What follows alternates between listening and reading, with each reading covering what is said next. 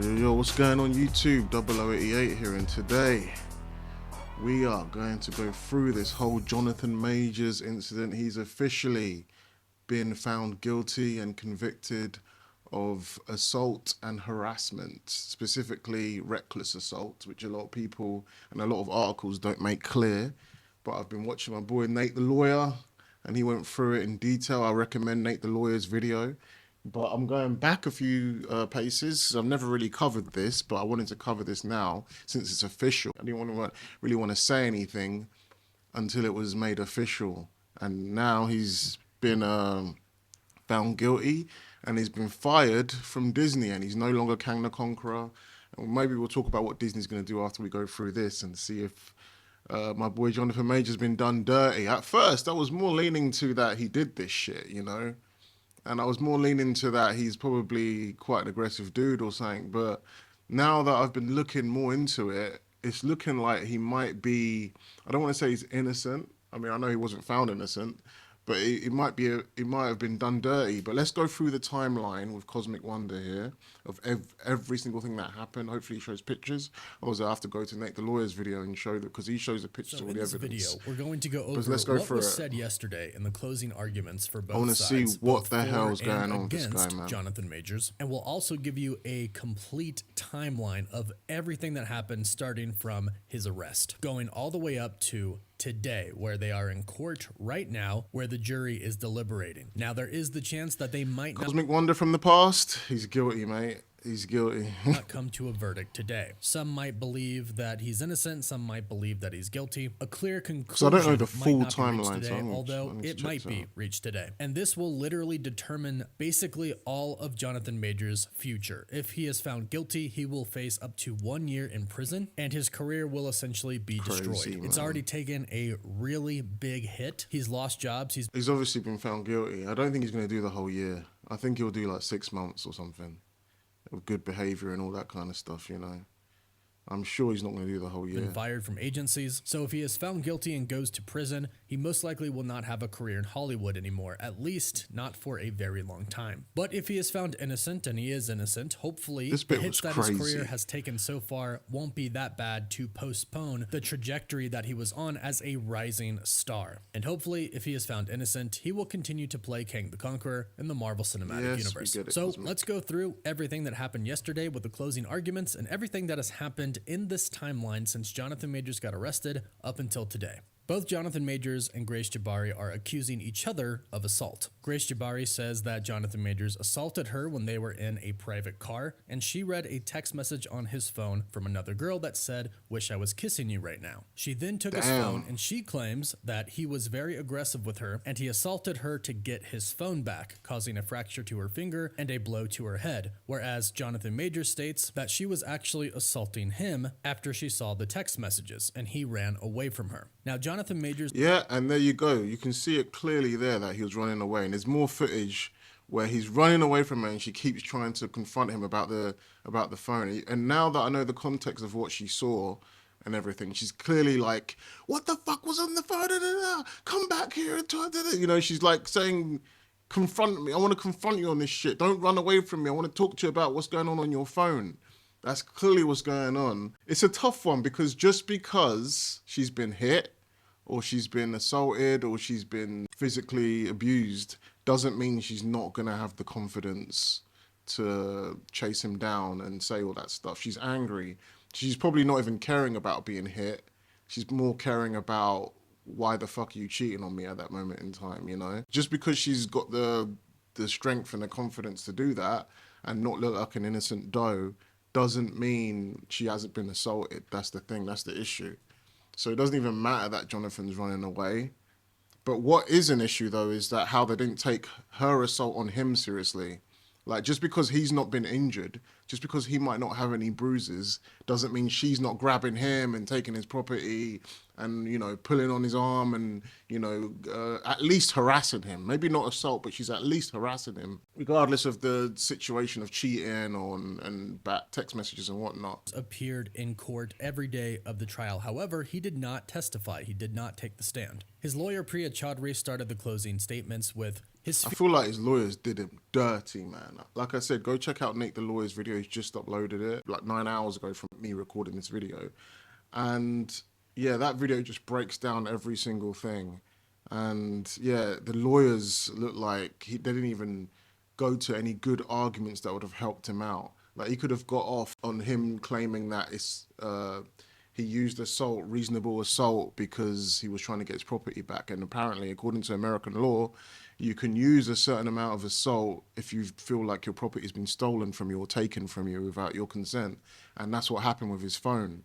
So yeah, apparently his lawyers never used that argument, and they were just trying to portray him as an innocent doe, and it didn't work out for him. So yeah, man, his lawyers did him dirty. With all that money you got, you couldn't get soul. I don't know.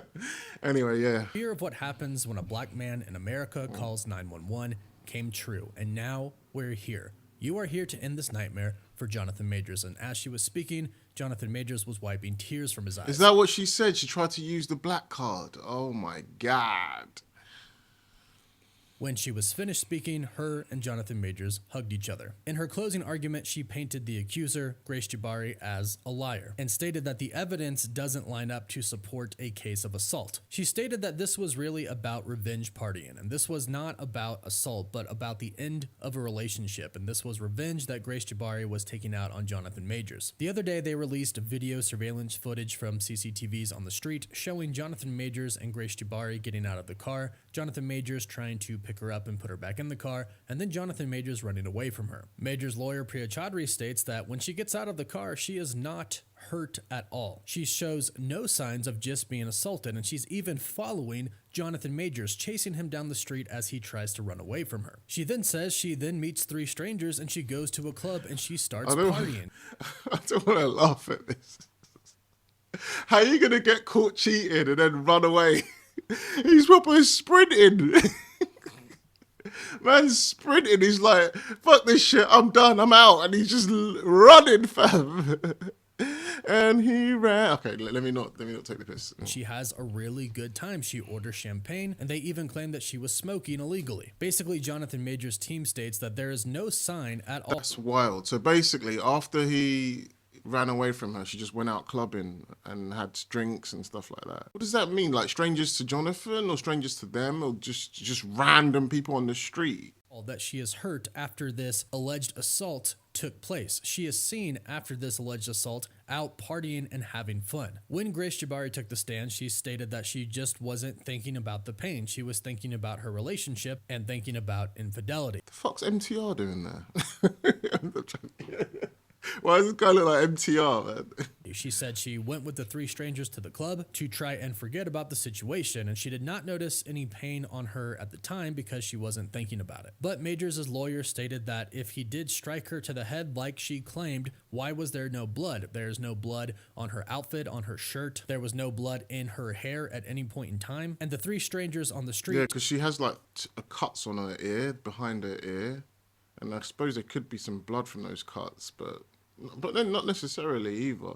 And the whole going out clubbing and not thinking about the pain, not thinking about the assault, whatnot, like that makes sense. Like just because you've been assaulted and you're not reacting to the assault, you're not like crying in pain or whatever, doesn't mean you haven't been assaulted. Which should also work in Jonathan's favor as well, because technically he was harassed, at least harassed. They actually said it's not even worth taking into consideration, which is so fucked up. And I feel like that's a gender thing. Everyone's making this a race thing, but I feel like it's probably a bit more of a gender thing here that's going on.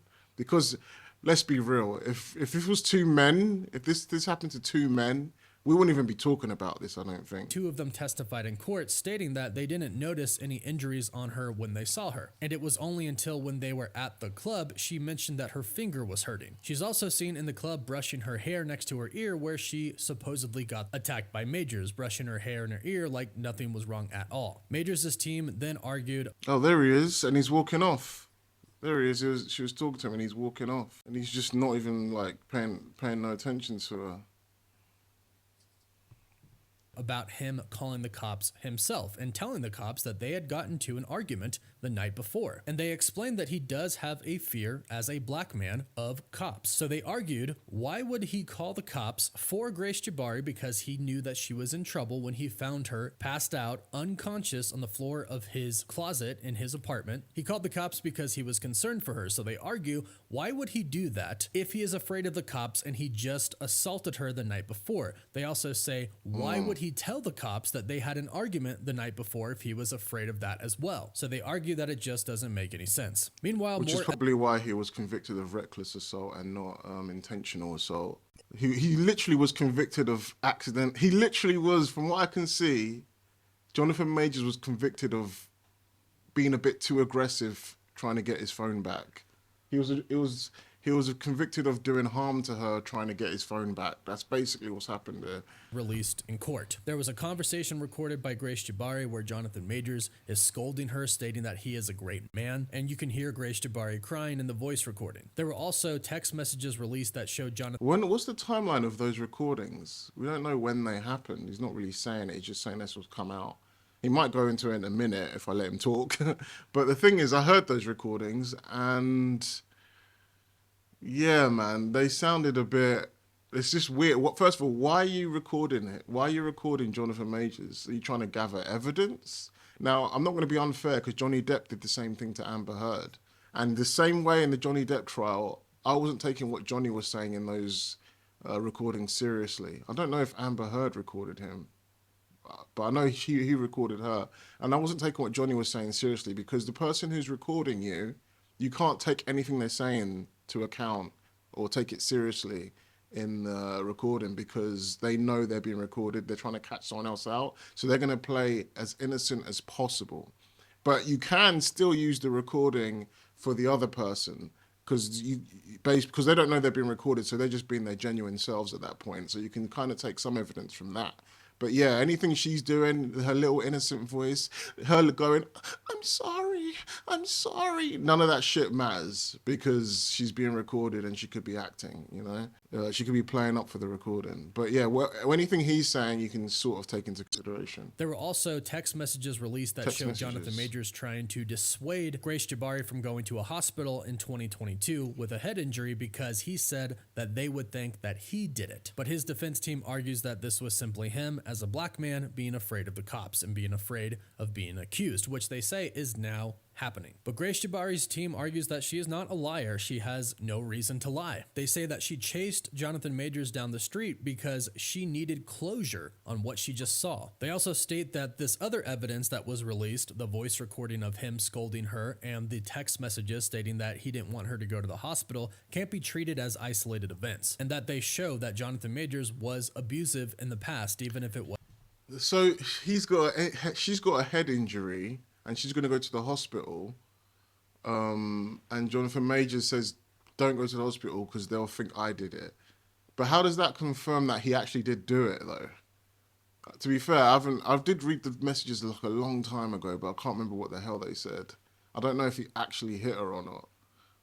And if they're using that as evidence that he's been abusive in the past, wasn't physical, but argue that clearly something physical happened that Jonathan Majors did not want Grace Jabari to go to the hospital for. And they stated that Jonathan Majors was not simply placing Grace Jabari back inside of the car, but he was assaulting her and he was throwing her into the car. After the closing arguments were made, the jury went to decide the verdict. The jury began deliberating for about an hour, in which the judge then sent them home. They are picking up the case again this morning. As we speak right now, the jury is discussing whether they think Jonathan Majors is innocent or guilty. He's guilty, and again, this will now determine his future. And of course, when the verdict goes out or anything else comes out, we'll be sure to do an update video. So subscribe and hit that notification bell so you don't miss it. Now, as promised, here is a timeline of everything that has happened so far with this case. It started on March 25th when Majors got arrested. He is then released with a temporary restraining order. Then on March 26th, charges are filed against him. 3 accounts of third-degree assault, 1 count of second-degree harassment, and 1 count of aggravated harassment, all misdemeanors. Then on March 30th, Majors is the one who accuses Jabari of assault, stating he was assaulted and he didn't assault her. Majors' attorney shared screenshots with NBC News. The screenshots showed text messages from Grace Jabari to Jonathan Majors, stating that she was the one who physically used force against him. Please let me know you're okay when you get this. They assured me that you won't be charged. They said they had to arrest you as protocol when they saw the injuries on me and they knew we had a fight. I'm so angry they did.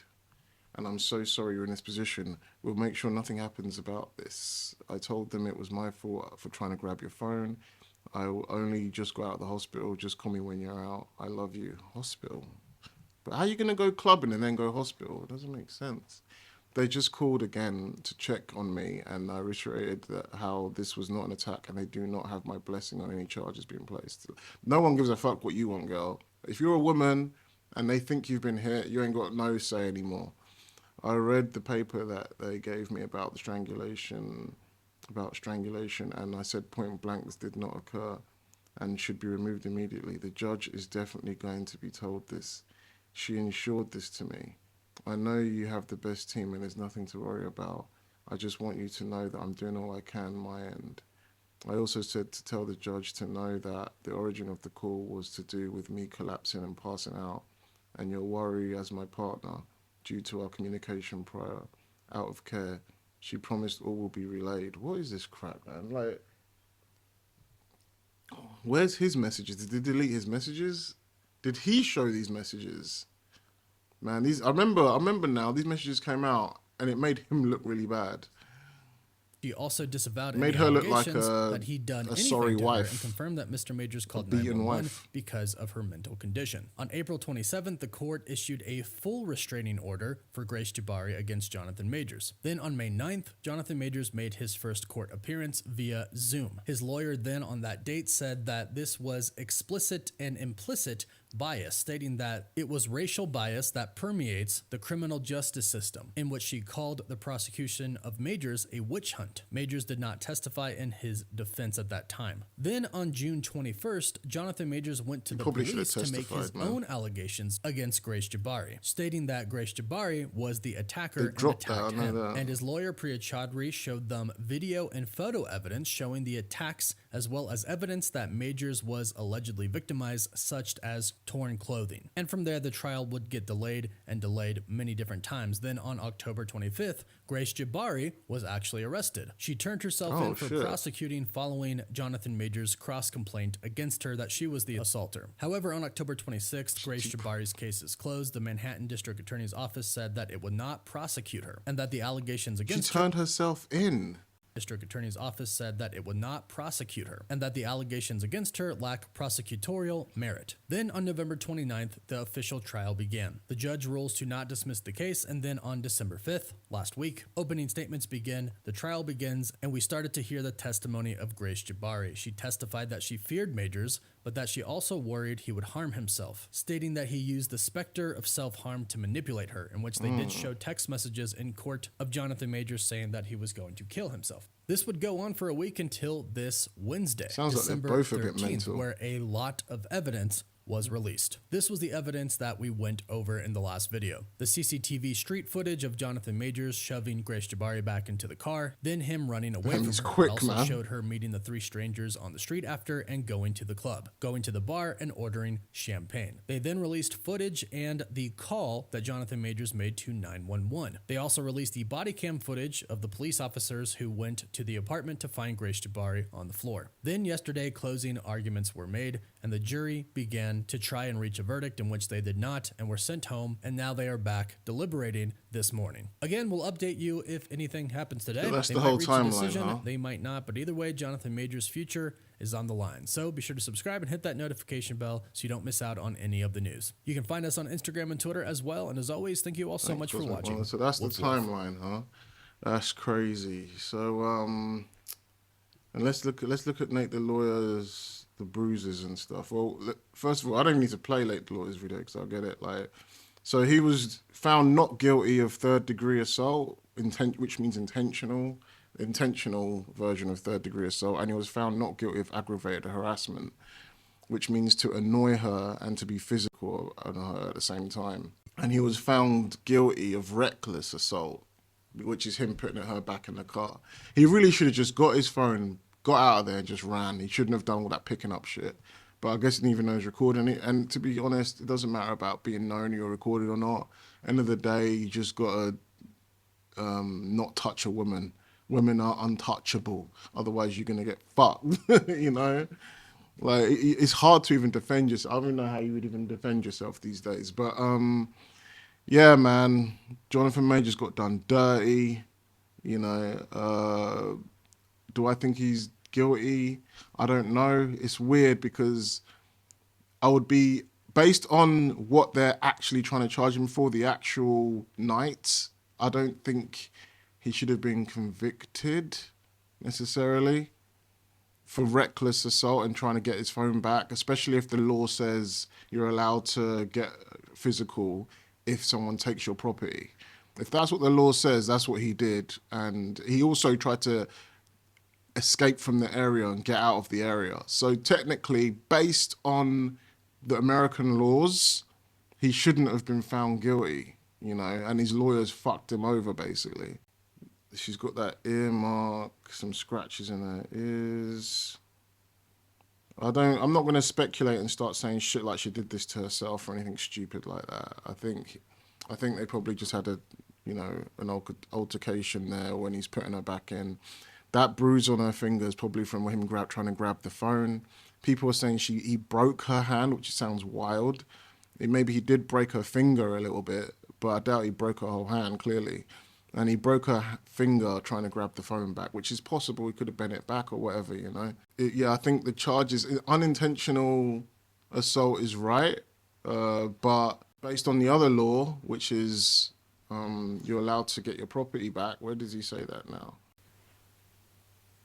This is the difficult part for me, and this is where I was getting in trouble at home when I tried to break this down to my wife.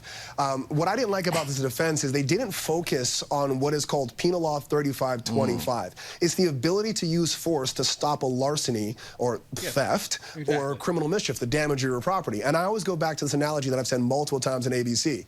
And I'll use Kira, use an example. If Kira's walking down the street and someone takes her purse, the law says you're allowed to use force to take your property back. Yeah, exactly. The law doesn't say, well, your girlfriend's allowed to take your cell phone because she's allowed to check for infidelity. The law doesn't say, well, my wife's allowed or I'm allowed to take my wife's property because I need to check it for this or that. No.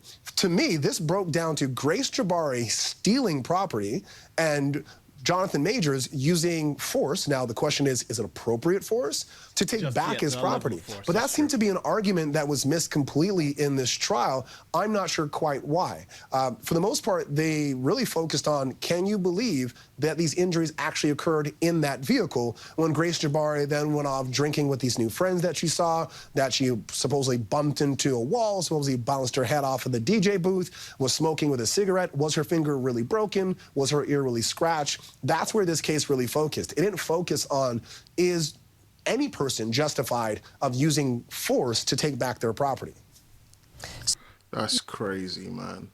So basically, his lawyers done him dirty. His lawyers sucked, and he needed Soul. He needed Harvey Specter or something, man. He needed Matt Murdock. Hell, maybe even fucking Jennifer Walters' comic version would have been better for him, man, because he got done dirty. Yeah, man, this is unfortunate. He's lost his Marvel role. He's not Kang the Conqueror anymore, and I don't know what Marvel's gonna do about this. To be honest, Marvel's dead to me now anyway. So like, Marvel sucks. So I don't even care what they do with Kang or whatnot. But what Marvel should do is they should just put Doctor Doom in. Everyone's talking about casting John Boyega or casting some other black dude as Kang or whatever. Even though Kang is white in the comics as well.